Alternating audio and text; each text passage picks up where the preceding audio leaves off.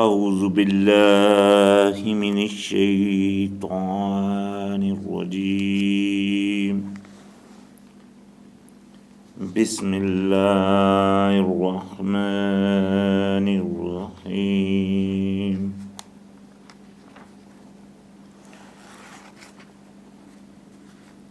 فللہ الحمد رب السماوات ورب الارض رب العالمین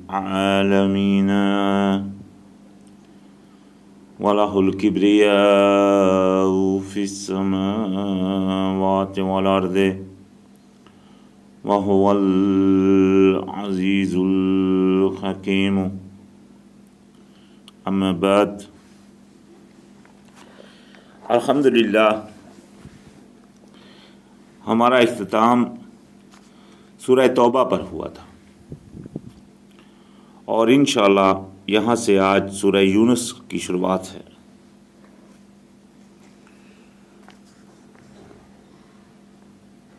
تو فرمایا الف لام را رے، یہ الف لام رے یہ حروف مقطعات میں سے ہے، جس طرح پیچھے الف لام میم وہ گزر چکے ہیں۔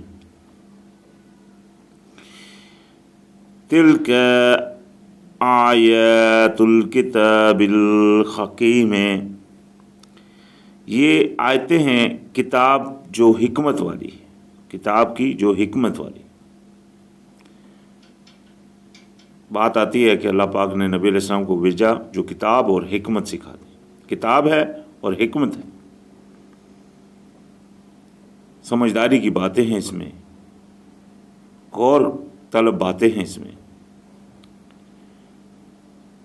اس کتاب، یہاں شروعات میں اس کتاب کی بات ہوئی، اس کتاب میں کیا کیا فائدے ہیں، کچھ آگے اس کتاب کے بارے میں آگے آیتیں آئیں گے انشاءاللہ۔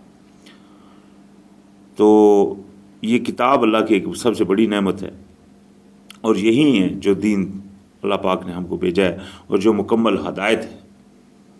اللہ پاک نے اسی کتاب کو مکمل ہدایت فرمایا قرآن میں۔ تو لہذا فرمایا اکان للناس عجبا ان اوحینا الی رجول منہم، کیا ہوا لوگوں کے لیے عجیب یہ کہ ہم نے وحی بھیجی طرف ایک انسان کے، انہی میں سے نبی علیہ السلام جن کی طرف یہ وحی آئی وہ انسان ہم ہی میں سے، ہم ہی جیسے انسان۔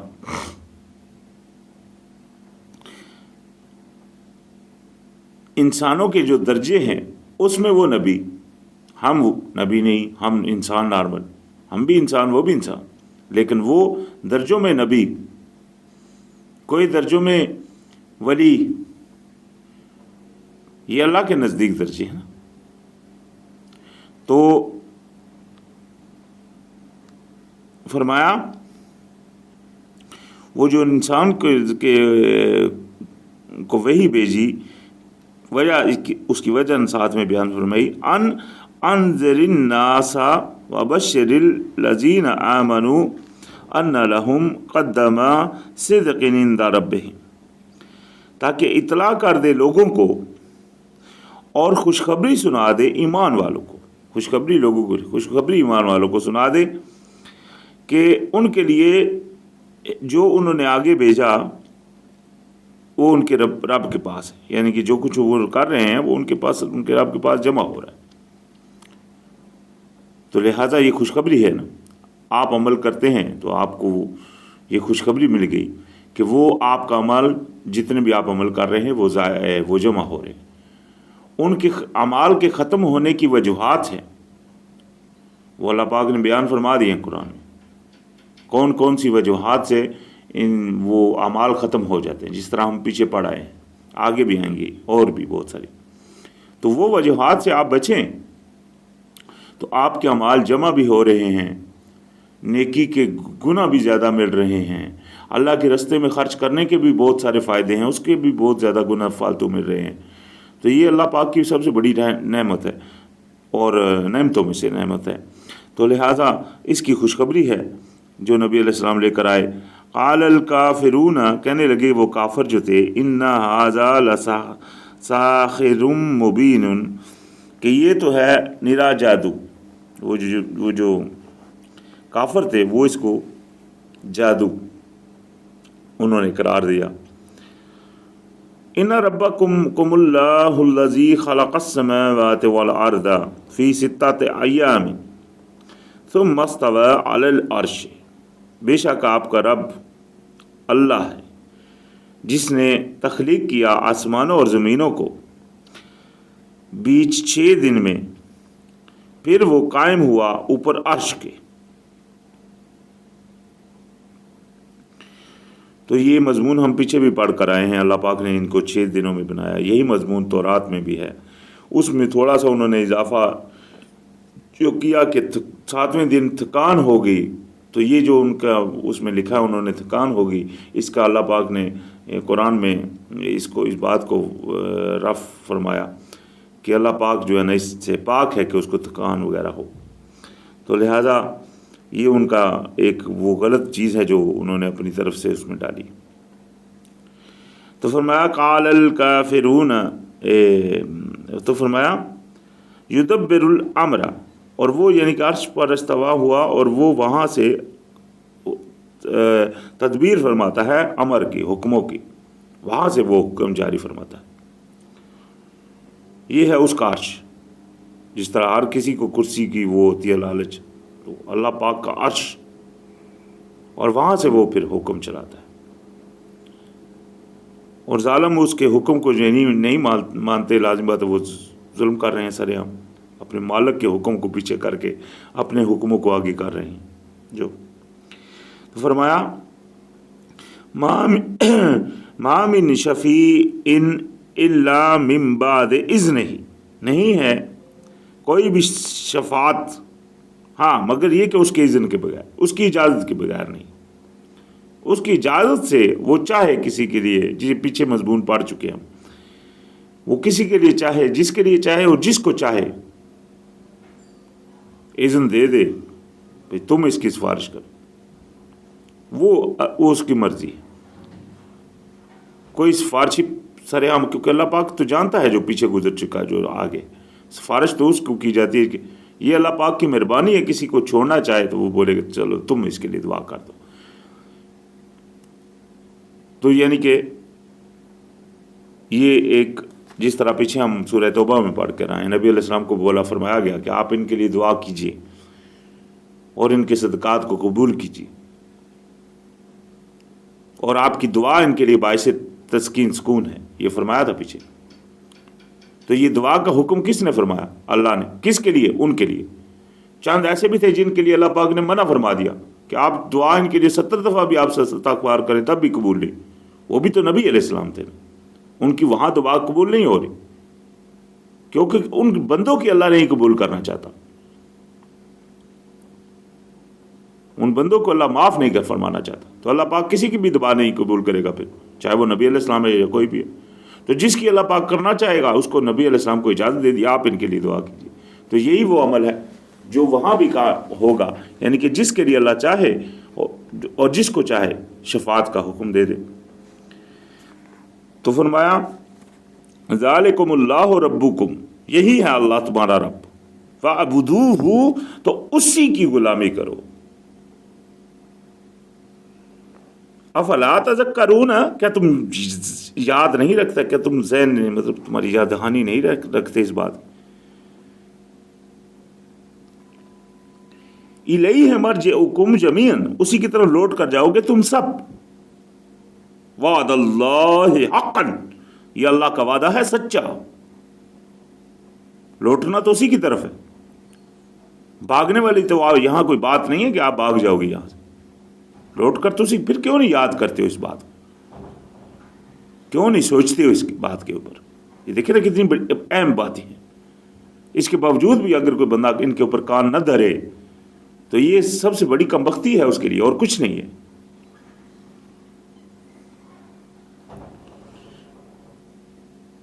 انہو یبدأ الخلق ثم یعیدہ، وہی تو ہے جو ابتدا فرماتا ہے، یعنی کہ تخلیق فرماتا ہے، ابتدا پہلی دفعہ پیدا فرماتا ہے اور وہی پھر دوبارہ پیدا فرمائے گا۔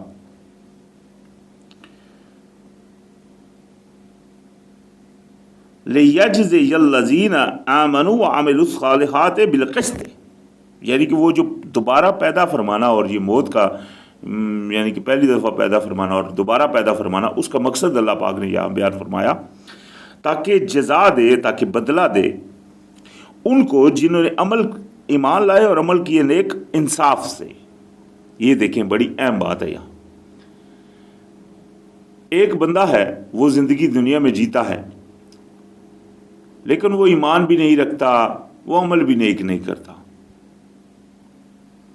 ایک بندہ ہے وہ ایمان رکھتا ہے اللہ کے اوپر، اللہ پاک نے کہ اللہ تو غیب میں ہے، اللہ پاک نے اپنے پیغمبر بھیجے، وہ ان پیغمبروں کی جو ان کو دیا گیا اس کی تعلیم اللہ پاک کے کرم سے وہ حاصل کرتا ہے، پھر اللہ پاک کے ہر احکام کے اوپر چلنے کی پوری کوشش کرتا ہے، ہر برائی سے بچنے کی پوری کوشش کرتا ہے۔ وہ کتنی محنت کر رہا ہے، یہ محنت ہے نا۔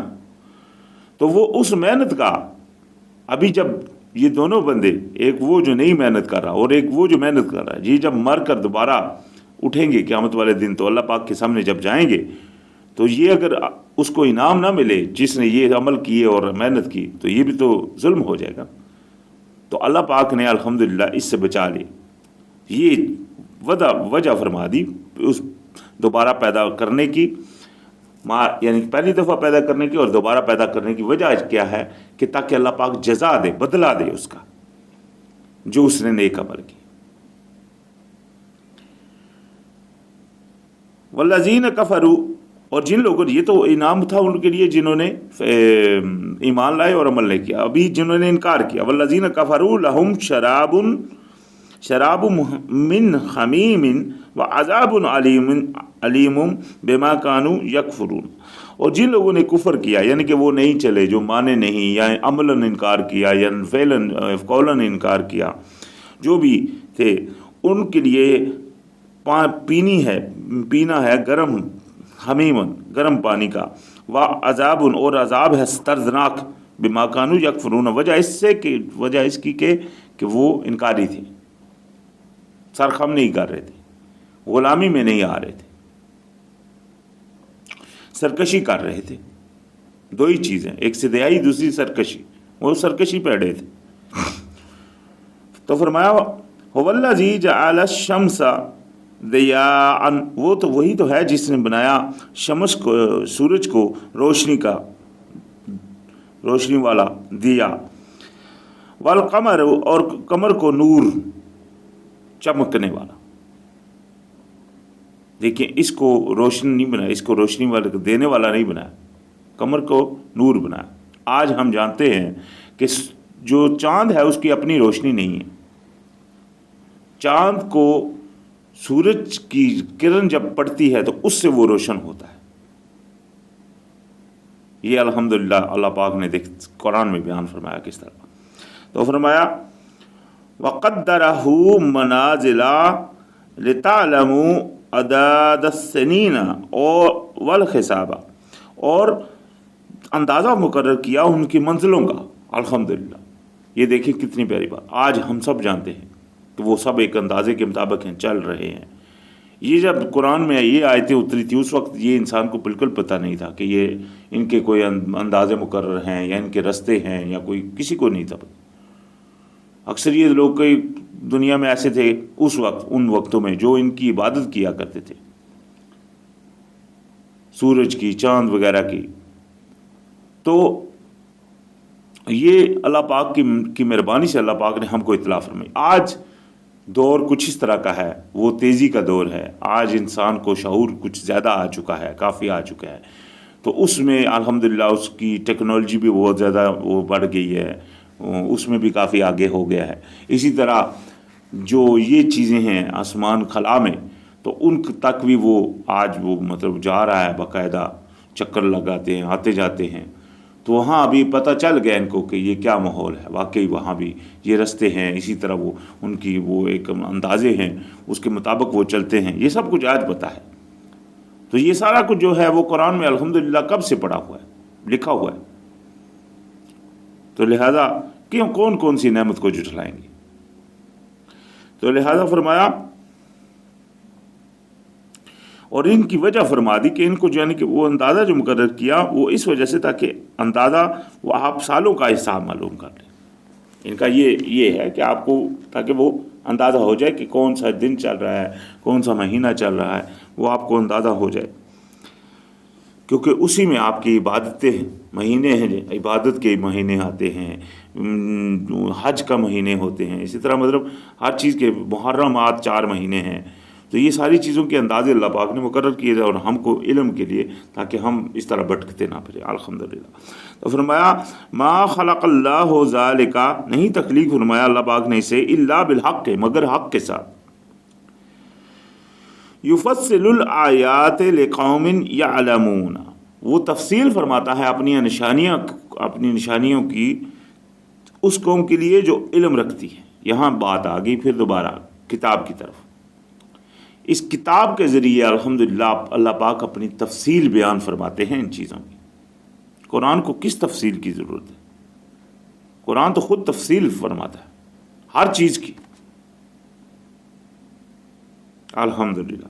تو فرمایا اِنَّا فِي اخْتِلَافِ اللَّيْلِ وَالنَّهَارِ، بے شک جو اس اختلاف میں رات اور دن کے، وما خلق اللہ فی السماوات والارض، اور جو کچھ تخلیق فرمایا اللہ پاک نے آسمانوں اور زمینوں میں، لآیات لقوم یتقون، اس میں نشانیاں ہیں لیکن ان کے لیے جو پرہیزگار ہیں۔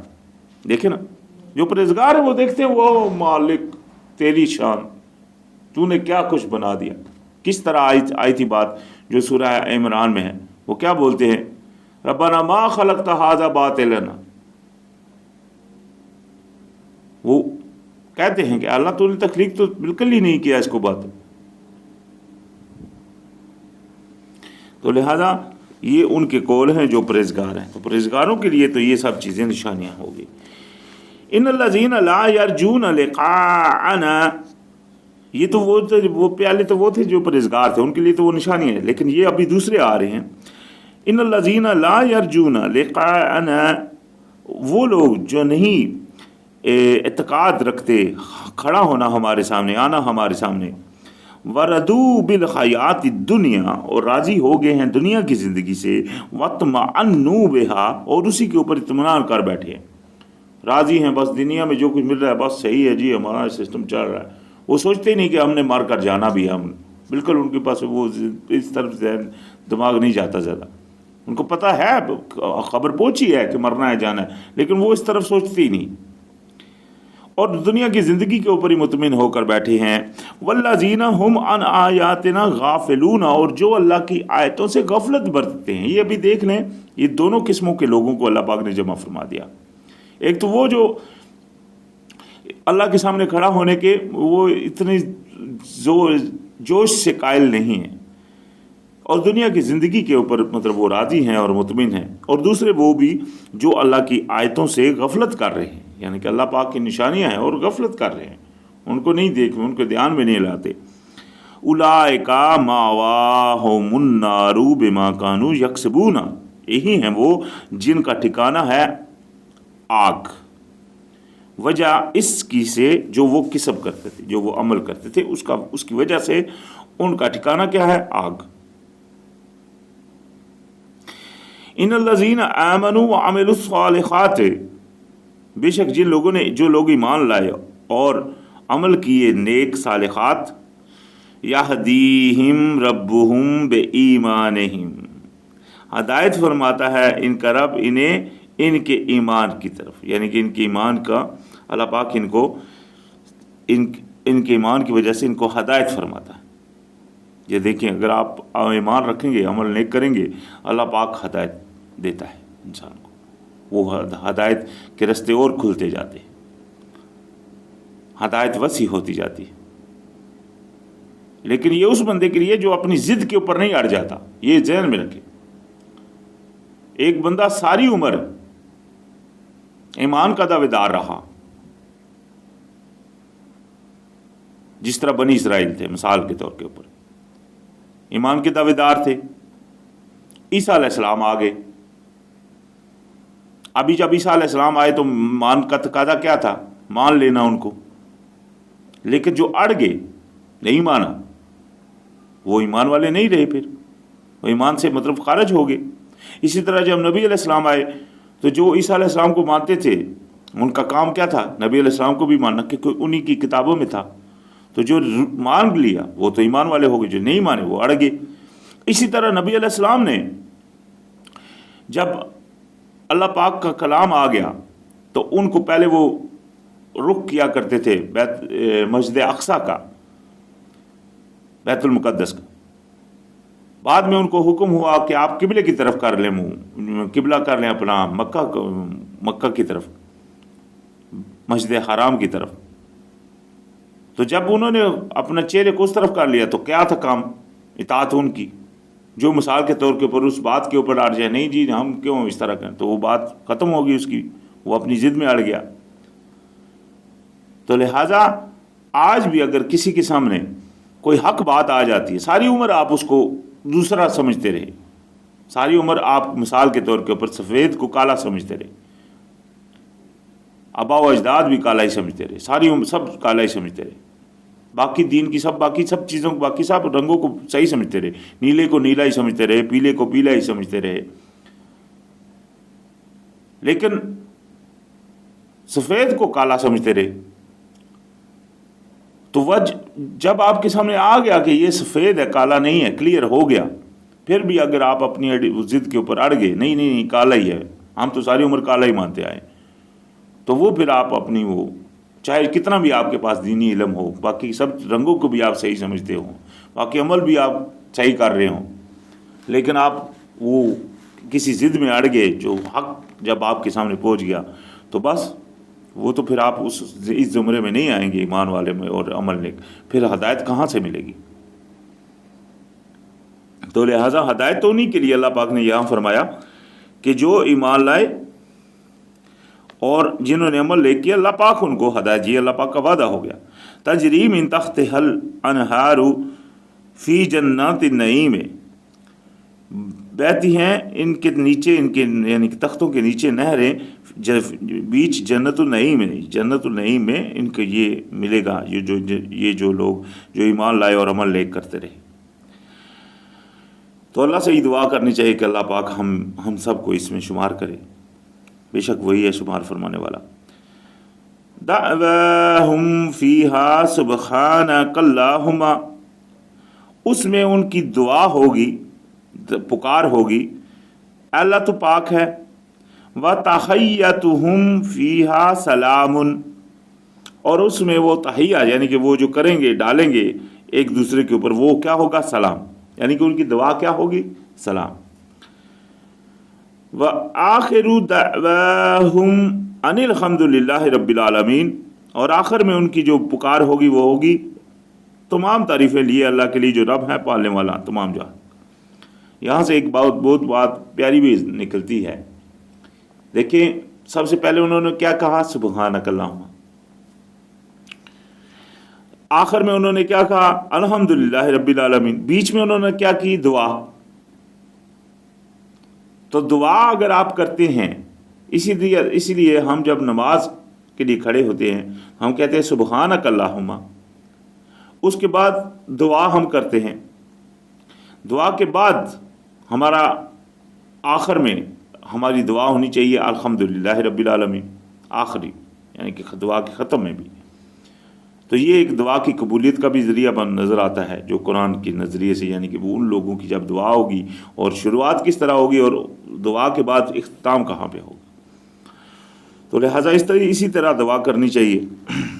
تو فرمایا وَلَوْ يُؤَجِّلُ اللَّهُ لِلنَّاسِ الشَّرَّ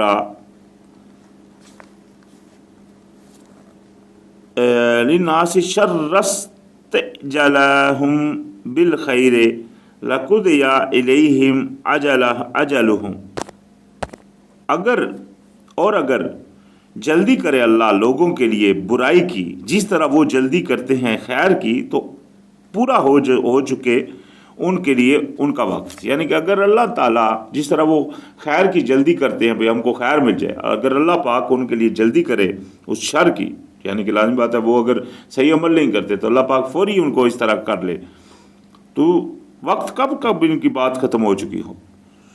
تو لہذا فنظر الذین لا یرجون لقاءنا فی طغیانہم یعمہون، پس چھوڑ دیجئے ان کو جو نہیں لوٹنے کے قائل ہمارے سامنے، بیچ ان کی سرکشی میں گھومتے بہکتے پھرتے رہے.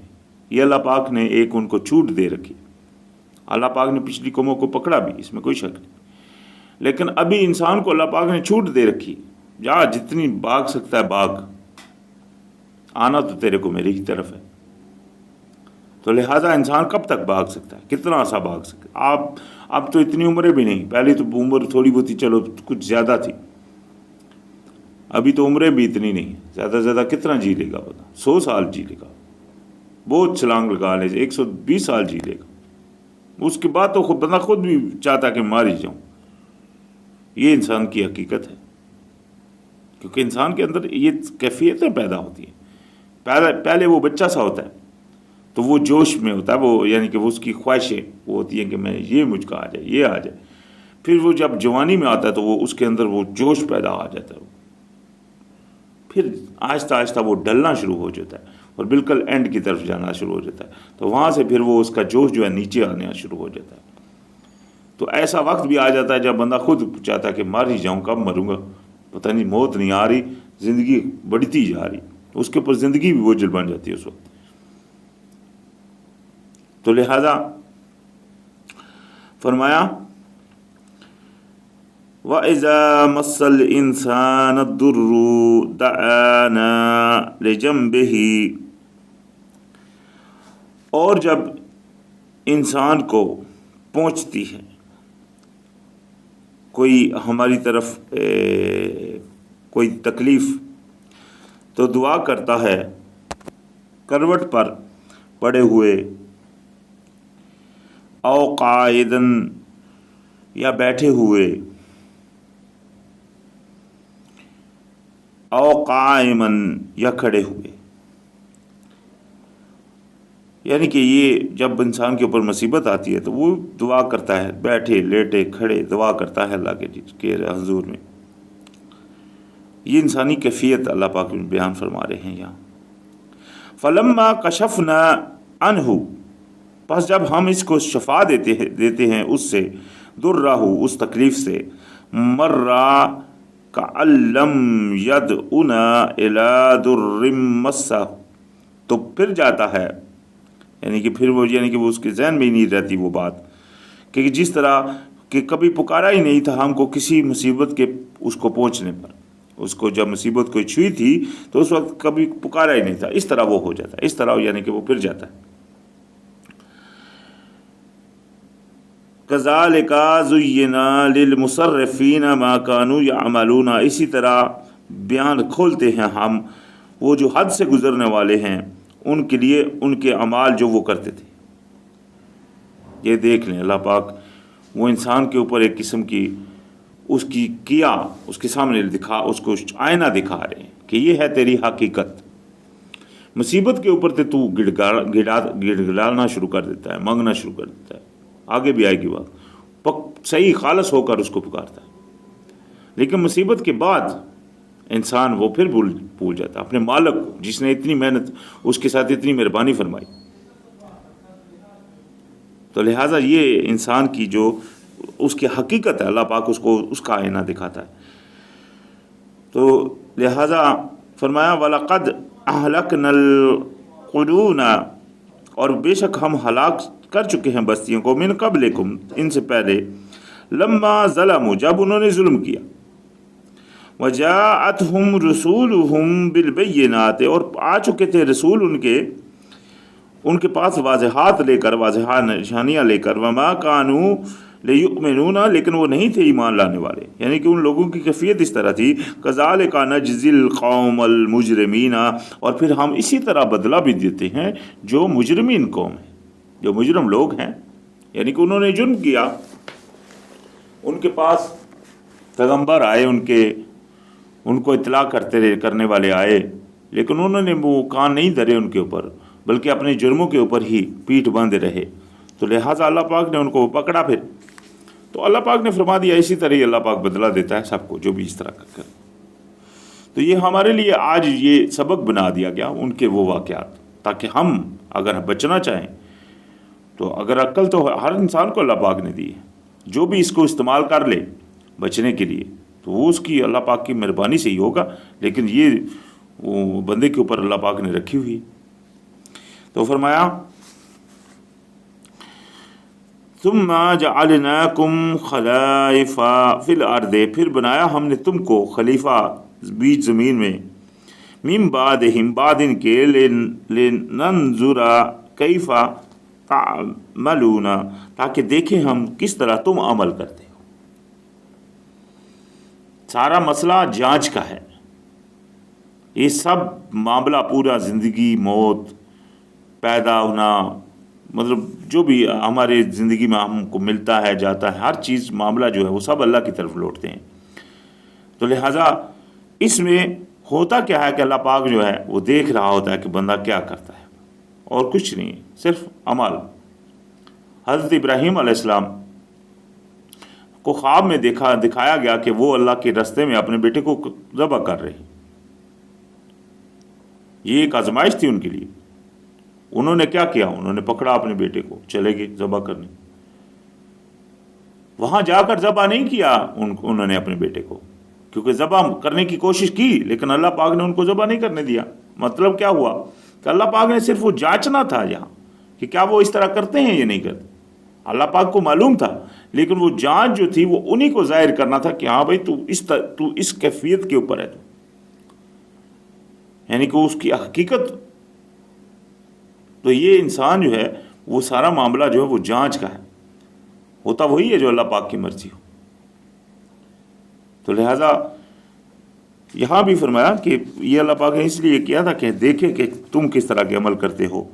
وَإِذَا تُتْلَىٰ عَلَيْهِمْ آیاتنا، اور جب پڑھی جاتی ہیں ان کے اوپر ہماری نشانیاں، بینات، کھلی ہوئی، قال الذین لا یرجون لقاءنا نأتی بقرآن غیر ھذا او بدلوہ، تو کہتے ہیں جو نہیں قائل ہیں لوٹنے کے ہمارے سامنے کہ لائیے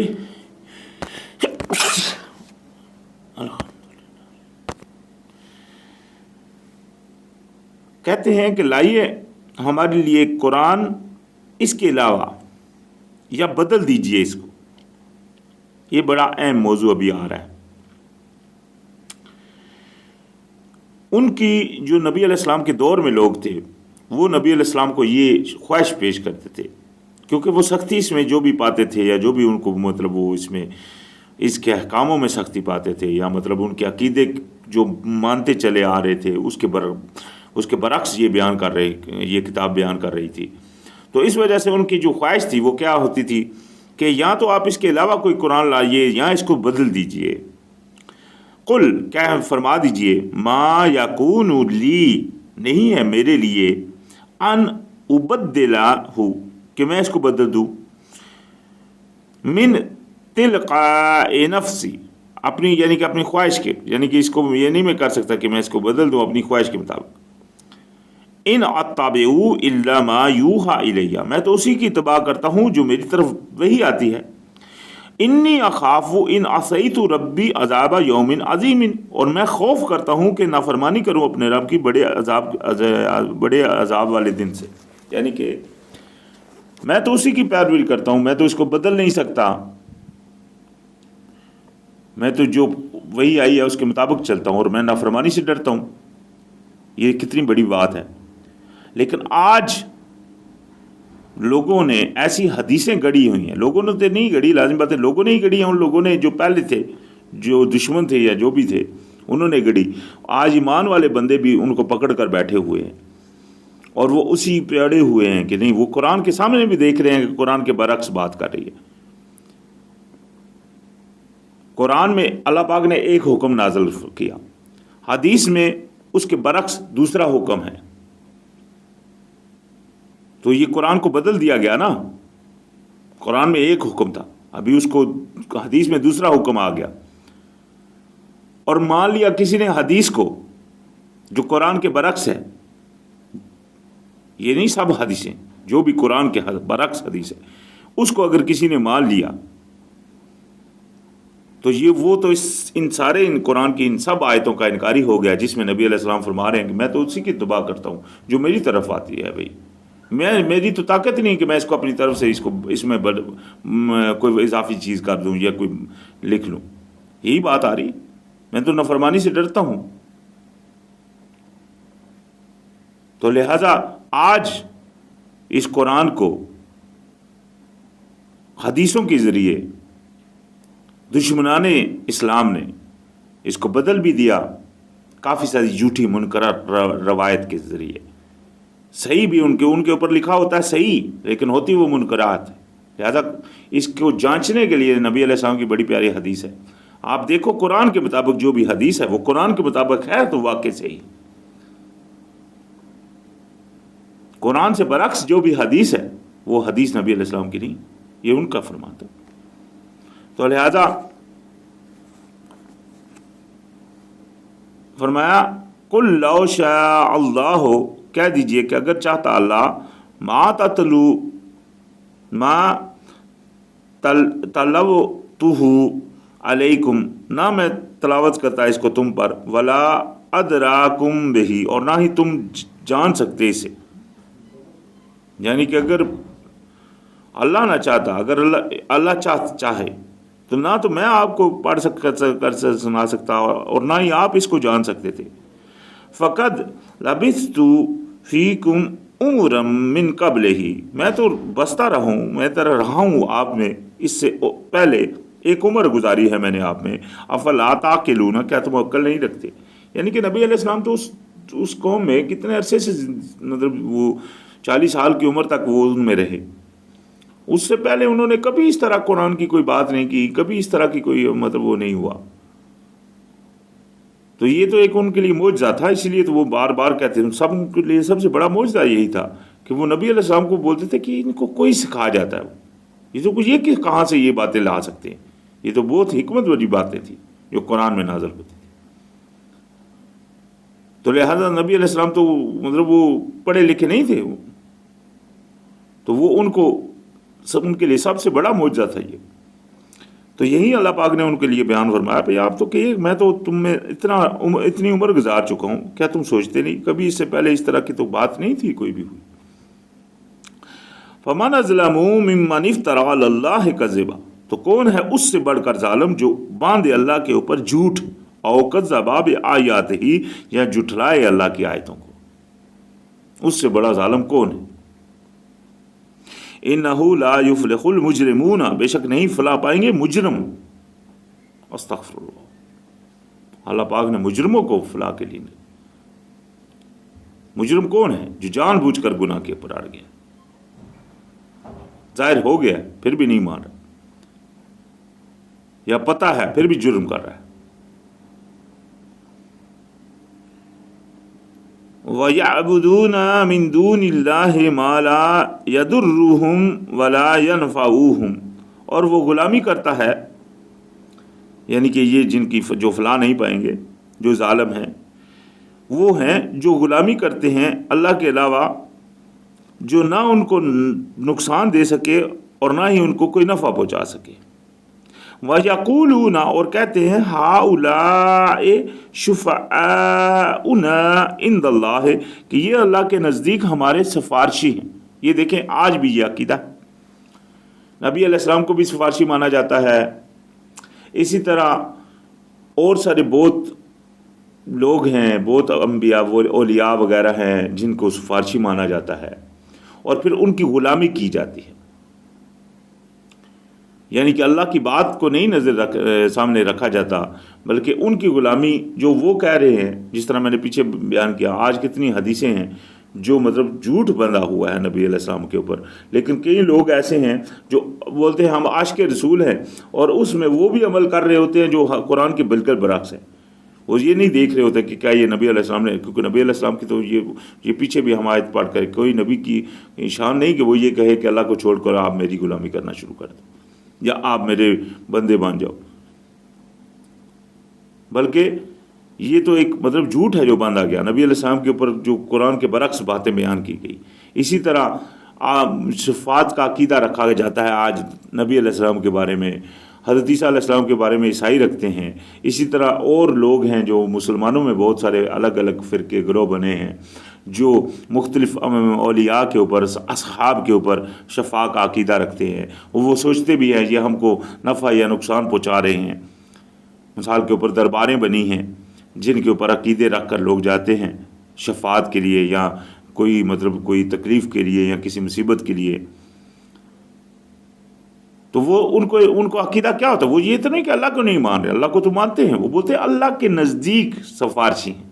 یہ بات سورہ زمر میں انشاءاللہ آئے گی، یعنی کہ وہ بولتے ہیں اللہ کے قریب کرنے کا ہمارے لیے ذریعہ ہیں، سیڑھی ہیں اللہ کے بیچ اور ہمارے بیچ۔ یہی عقیدہ ہے عیسائیوں کا بھی، اکثریت بہت سارے جو عیسائی ہیں ان کا یہ زیادہ تر عقیدہ یہ بھی ہے کہ عیسیٰ علیہ السلام کو وہ ایز اے سیڑھی سمجھتے ہیں، اور مطلب پھر ان کو پکارتے ہیں، پھر ان کے اوپر مطلب وہ ان غلامی میں آ جاتے ہیں۔ تو لہذا جو عبادت یعنی کہ غلامی کے جو تقاضے اللہ کے لیے ہیں وہ کسی اور کے لیے نہیں ہو سکتے۔ اللہ کے سامنے جب کھڑا ہونا ہے تو جوتے اتارنے ہیں، یہ قرآن میں حکم تھا، حضرت موسیٰ علیہ السلام کو دیا گیا۔ یہی آپ اگر کسی اور کے لیے کریں تو یہ تقاضا کس کے لیے بنا دیا آپ؟ یہ تو اللہ کی عبادت کے تقاضے تھے، اللہ کی غلامی کے تقاضے۔ اسی طرح اللہ کے لیے خیرات کرنی ہے، اور اللہ کے نام کے اوپر کوئی قربانی کرنی ہے، اللہ کے نام کے اوپر کوئی نظر دینی ہے، جو بھی اللہ کے نام کی، اگر وہ آپ کسی اور کے لیے کریں گے تو یہ بھی عبادت کا تقاضا ہے، جو غلامی کا تقاضا ہے، جو آپ کسی اور کے لیے کر رہے ہیں۔ تو یہ ہم پیچھے آیت پڑھ چکے ہیں کہ انہوں نے اللہ کے شریک بنائے ہیں، اور وہ ان سے اس طرح محبت کرتے ہیں جس طرح اللہ سے محبت کرنی چاہیے۔ یعنی کہ یہ محبت کے تقاضے ہیں جو انہوں نے مطلب اللہ کے لیے، جو اللہ کے لیے تھے ایسے کسی اور کے لیے بھی کر لیے۔ اسی طرح غلامی کے تقاضے جو اللہ کے لیے تھے اسی طرح ان کے لیے کسی اور کے لیے کر لیے۔ اللہ سے مدد مانگنی تھی، آج کسی اور سے مدد مانگی جا رہی ہے جو نہیں سن رہے۔ عقیدہ رکھا جا رہا ہے وہ سن رہے ہیں، حالانکہ السمیع صرف اللہ ہے، البصیر صرف اللہ ہے۔ یہ شرک فی صفات بن جاتا ہے۔ تو لہٰذا یہاں اسی چیز کی نفی فرمائی گئی۔ تو فرمایا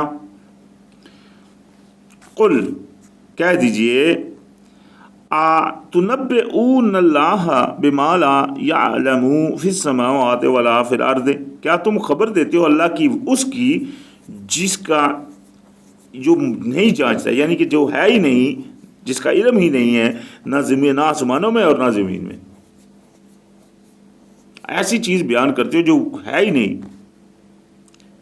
سبحانہ وتعالی عما یشرکون، وہ پاک ہے اور اونچا ہے تمہارے اس شرک سے۔ یہ شرک ہے، یہاں یہ بات واضح ہوگی، شرک یہ بھی ہے۔ شرک کی بہت ساری قسمیں ہیں، میں بیان کر چکا ہوں، پیچھے ہم پڑھ کر آئے ہیں۔ اگر آپ نے شیطان اور ان لوگوں کی اطاعت کی تو یہ بھی شرک ہے۔ اسی طرح یہ بھی شرک ہو گیا، اگر آپ کسی کو پکاریں گے اللہ کے علاوہ تو یہ بھی شرک ہے۔ شفاعت کا عقیدہ رکھیں گے، یہ بھی شرک ہے۔ تو لہذا فرمایا وما کان الناس الا امۃ واحدۃ، نہیں تھے لوگ مگر ایک ہی امت، فاختلفوا، بس اختلاف کیا انہوں نے، ولولا کلمات سبقت من ربک، اور اگر نہ ہو چکی بات ایک پوری آپ کے رب کی طرف سے، لقضی بینہم فیما فیہ یختلفون، تو پورا کر دیا جاتا ان کے بیچ میں جس میں وہ اختلاف کرتے تھے۔ یعنی کہ یہ اختلاف لوگوں نے کیا، پہلے تو سب ایک بنائے گئے تھے، اس میں وہ اختلاف کس طرح پیدا ہوا۔ بائبل میں یہ بات آتی ہے کہ اللہ پاک نے زبانیں جو بنائی تھی، وہ ایک بادشاہ تھا، جو حضرت نوح علیہ السلام کے اولادوں میں سے ایک بادشاہ ہوا، تو بابلونیا یعنی کہ جو بابل شہر جس کا ہم پیچھے پڑھ کر آئے ہیں سورہ بقرہ میں، اس شہر میں وہ بادشاہ تھا، اور وہاں سے پھر اس نے وہ زبانیں بنائی، زبانیں اللہ پاک نے یعنی کہ وہاں بنائی، کیونکہ وہ بادشاہ نے کچھ سرکشی کی یا جو بھی، وہ ایک لادہ ٹپک ہے، وہ میں انشاءاللہ کوئی اور موقع آیا تو بیان ہوگا، جو بھی اللہ پاک نے چاہا تو لہٰذا وہاں سے پھر وہ زبانیں بنی، وہ اختلاف کیے گئے، خیر جو بھی وہاں وہ واقعات ہوئے۔ تو فرمایا وَيَقُولُونَ، اور کہتے ہیں لَوْلَا أُنزِلَ عَلَيْهِ آیَاتٌ مِّن رَبِّهِمْ، کیوں نہیں نازل ہوتی کوئی نشانی اس کے رب سے۔ یہ بار بار ان کا یہ قول ہوتا تھا کہ یہ اگر اللہ کے رسول ہیں تو کوئی واضح معجزہ کیوں نہیں آتا ان کے اوپر۔ فَقُلْ إِنَّمَا الْغَيْبُ لِلَّهِ، تو کہہ دیجئے کہ غیب جو ہے وہ اللہ ہی کے پاس ہے۔ فَانْتَظِرُوا إِنِّي مَعَكُمْ مِنَ الْمُنْتَظِرِينَ، تم بھی انتظار کرو اور میں بھی تمہارے ساتھ انتظار کرتا ہوں۔ یعنی کہ غیب جو آپ مانگ رہے ہو یا یہ چیز جو آپ مانگ رہے ہو وہ تو اللہ کے پاس ہے، میرے پاس تو نہیں ہے، لہذا تم بھی انتظار کرو، میں بھی تمہارے ساتھ انتظار کرتا ہوں۔ نشانی کے بارے میں نبی علیہ السلام کو پیچھے بھی فرمایا گیا، آپ سے اگر ہو سکتا ہے تو آپ زمین کو پھاڑ کر یا آسمان کے اوپر سیڑھی لگا کر کوئی معجزہ ان کو لا دیجئے، یعنی کہ ان کے لیے معجزہ جو اللہ پاک نے بھیجا تھا وہ قرآن تھا، اور قرآن ہے الحمدللہ۔ تو فرمایا وَإِذَا أَذَقْنَا النَّاسَ رَحْمَةً مِّن بَعْدِ ضَرَّاءَ مَسَّتْهُمْ، اور جب ہم چکھاتے ہیں انسان کو رحمت بعد اس تکلیف کے جو چھوئی تھی اسے، اذا لہم مکر فی آیاتنا، تبھی وہ چالیں شروع کر دیتا ہے چلنی ہماری نشانیوں میں۔ یہ انسانی کیفیت اللہ پاک نے بیان فرمائی۔ پہلے وہ پورا اللہ کی طرف مائل ہو جاتا ہے، ہاں اللہ تو مجھ کو میری مصیبت دور کر دے، میں تیری پوری طرح عبادت کروں گا، میں تیرے راستے کے تیرے ساتھ شریک نہیں کروں گا، یا مطلب مثال کے طور پر تو اس طرح کی وہ عبادت کرتا ہے۔ لیکن جب اللہ پاک اس کو وہ تکلیف ہٹا دیتا ہے تو پھر وہ اس میں چیلنج شروع کر دیتا ہے۔ مثال کے طور کے اوپر اس کو اللہ پاک نے بولا کہ آپ یہ عمل نہیں کرو، جس طرح مثال کے وہ ہفتے والوں کا وہ واقعہ گزرا تھا، ان کو حکم ہوا تھا مچھلی مت پکڑو، تو انہوں نے اس میں چال چلنی شروع کر دی، چلو یار ہفتے کا حکم ہے، ہفتے کو تو نہیں پکڑتے، مچھلی آتی بھی بہت ہے، تو انہوں نے گڑھے اس میں کھود لیے اور وہ قید کرنا، یہ چال چلی، اس میں ایسی تدبیریں چلی کہ اس سے مطلب وہ اللہ کے حکم کو سے ہٹ گئی۔ جب حکم تھا کہ مت کرو تو کام تو یہی تھا کہ مت کرنا، اس میں پھر کسی قسم کی وہ نہیں کرنا، کوئی ہیلے بازیاں نہیں کرنا۔ تو یہ اس طرح کی ہیلے بازیاں اللہ پاک نے فرمایا، پہلے تو وہ مطلب پکے ہوتے ہیں، بعد میں جب اللہ پاک اس کو مصیبت سے ہٹا دیتا ہے تو وہ اس میں چالیں چلنا شروع کر دیتے ہیں۔ قل اللہ اسرع مکرا، کہہ دیجئے کہ اللہ سبحانہ و تعالیٰ جو ہے وہ زیادہ تیز ہے چال میں، یعنی کہ تدبیر میں، اللہ پاک کی تدبیر بہت سخت ہے، تیز ہے۔ اِنَّا رَسُولُنَا يَكْتُبُونَ مَا تَمْكُرُونَ، ہمارے جو بھیجے ہمارے جو رسول ہے، یہاں لفظ رسول آیا، جو بھی رسول ہیں اللہ کے، وہ لکھ لیتے ہیں جو کچھ تم عمل کرتے ہو، یہ رسولوں کا کام ہے لکھنا۔ وَالَّذِي يُسَيِّرُكُمْ فِي الْبَرِّ وَالْبَحْرِ، وہی تو ہے جو سیر کراتا ہے تم کو جنگل میں اور دریاؤں میں، حتیٰ یہاں تک کہ اذا کنتم فی الفلک، کہ تم یہاں تک کہ جب تم کسی کشتی میں ہوتے ہو، وجرینا بہم بریح طیبات، اور وہ چلتی ہے اس میں پاکیزہ ہوا سے، پاکیزہ ہوا کے جو پہلے دوروں میں جو کشتی ہوتی تھی، آپ کو ہم سب کو بتایا، وہ ہواؤں سے چلتی تھی، پردوں کے ذریعے اس کو چلایا جاتا تھا۔ اس وقت تو وہ مشینیں نہیں تھی، موٹریں نہیں ہوتی تھی، تو وہ اس کے ذریعے چلتی تھی۔ تو اللہ پاک نے فرمایا کہ جب آپ کشتی میں سوار ہوتے ہو اور جب وہ چلتی ہے اس پاکیزہ ہوا سے، وَفَرِحُوا بِهَا، تو آپ اس سے خوش ہو رہے ہوتے ہو، فخر کر رہے ہوتے ہو کہ ہاں جی ہماری کشتی بڑی صحیح جا رہی ہے۔ تو لہذا جاءتها ریح عاصف، تو آ جاتی ہے زور کی آندھی، وہاں ہوا تیز آ جاتی ہے۔ وجاءہم الموج من کل مکان، اور آنی شروع ہو جاتی ہیں موجیں ہر طرف سے۔ وَظَنُّوا أَنَّهُمْ أُحِيطَ بِهِمْ، اور تم یعنی کہ وہ خیال کرنا شروع ہو جاتے ہیں کہ ابھی ہم گر گئے ہیں ابھی، یعنی کہ آپ اگر وہ کیفیت اگر آج دیکھیں، آج تو خیر یہ کیفیت ایزی سمجھ آ سکتی ہے کیونکہ آج تو انٹرنیٹ کا دور ہے، آپ ایسی چیزوں کو آپ مطلب دیکھ سکتے ہیں ویڈیو کے ذریعے، بہت سارے ایسے جو سمندر میں واقعات، پہلے دوروں میں تو وہی اسی کو پتہ ہوتا تھا جو سمندر میں جاتا تھا کہ اس طرح کیا ہوتا ہے۔ آج تو یہ آسانی کا عمل ہے کہ ہم یہ معاملہ دیکھ سکتے ہیں کہ جب وہ لہریں ہوتی ہیں تو سمندر میں کشتی کی کیا کیفیت ہوتی ہے۔ وہ کشتی تو ایک چھوٹی سی، جس طرح ایک چھوٹی سی چیز مکھی ہوتی ہے، سمندر کتنا بڑا ہے، اور جب لہر آتی ہے تو اس طرح جس طرح پہاڑوں کی طرح ہوتی ہے اور وہ نیچے چلا جاتا ہے، لیکن الحمدللہ وہ اس طرح کا نظام ایسا ہے۔ تو اللہ پاک نے فرمایا کہ جب آپ اس میں گر جاتے ہو مکمل اس کی موجوں میں، دعا اللہ مخلصین لہ الدین، تو پکارتے ہو پھر اللہ کو مخلص کر کے اس کے لیے اپنی حکومت کو، اور کہتے کیا ہے، لَإِنْ أَنْجَيْتَنَا مِنْ هَٰذِهِ لَنَكُونَنَّ مِنَ الشَّاكِرِينَ، اگر تو ہم کو نجات دے اس سے تو ہم ہو جائیں گے تیرے شکر گزار۔ اس طرح پکارتے ہیں اللہ کو، خالص اللہ کو کر۔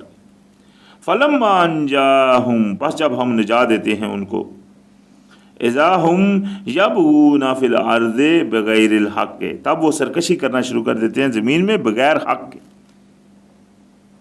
یعنی کہ جب اللہ پاک ان کو چھوڑ دیتا ہے پھر جاتے ہیں پھر وہی سرکشی، اللہ پاک نے کے حکموں سے ہٹ جانا ادھر ادھر، استغفر اللہ، یہ انسانی کیفیت، استغفر اللہ۔ اللہ پاک انسان کو اس کا آئینہ دکھاتا ہے، یہ دیکھ یہ تیری اوقات۔ ہاں اللہ کے کرم سے کوئی مومن ہے جو ٹک جائے، وہ اللہ کا کرم، تو وہ بھی انسان کا جوش اس میں دیکھا جائے گا کس نیت سے وہ اللہ کے راستے میں جاتا ہے۔ جو بھی مومن ہوگا اللہ پاک اس کے لیے ہدایت دیتا ہے، وہ پیچھے ہم پڑھ رہے ہیں۔